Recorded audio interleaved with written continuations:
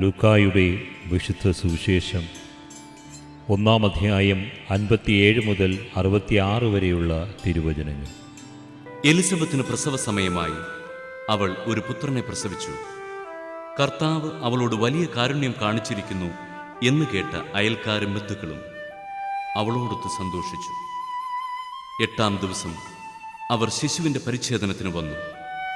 പിതാവിൻ്റെ പേരനുസരിച്ച് സഖറിയ എന്ന് അവന് പേര് നൽകുവാൻ അവർ ആഗ്രഹിച്ചു. എന്നാൽ ശിശുവിൻ്റെ അമ്മ അവരോട് പറഞ്ഞു, അങ്ങനെയല്ല, അവൻ യോഹന്നാൻ എന്ന് വിളിക്കപ്പെടണം. അവർ അവളോട് പറഞ്ഞു, നിന്റെ ബന്ധുക്കളിൽ ആർക്കും ഈ പേരില്ലല്ലോ. ശിശുവിന് എന്തു പേരു നൽകാനാണ് ആഗ്രഹിക്കുന്നതെന്ന് അവൻ്റെ പിതാവിനോട് അവർ ആംഗ്യം കാണിച്ചു ചോദിച്ചു.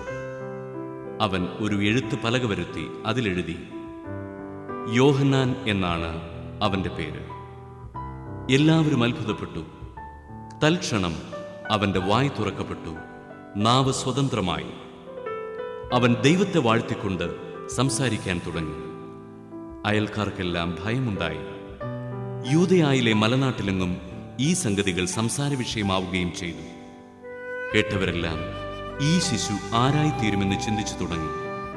കർത്താവിൻ്റെ കരം അവനോടുകൂടി ഉണ്ടായിരുന്നു. വചന വിചിന്തനം.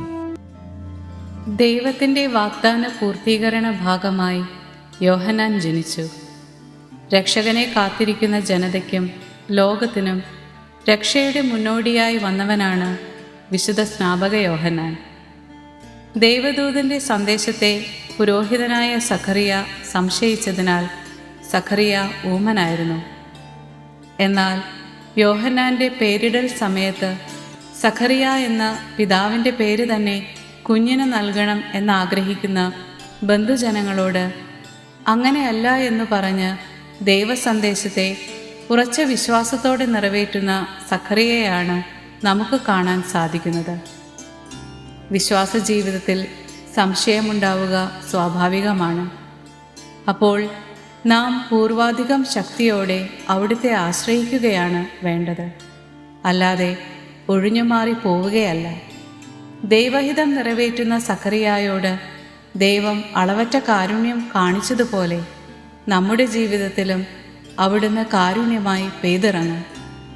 ക്രിസ്തുവിൻ്റെ ജനനത്തിനായി ഒരുങ്ങിക്കഴിഞ്ഞ നമ്മുടെ ഹൃദയങ്ങളെ ദൃഢവിശ്വാസത്തോടെയുള്ള പുണ്യങ്ങളാലും സത്പ്രവൃത്തികളാലും അലങ്കരിക്കാം.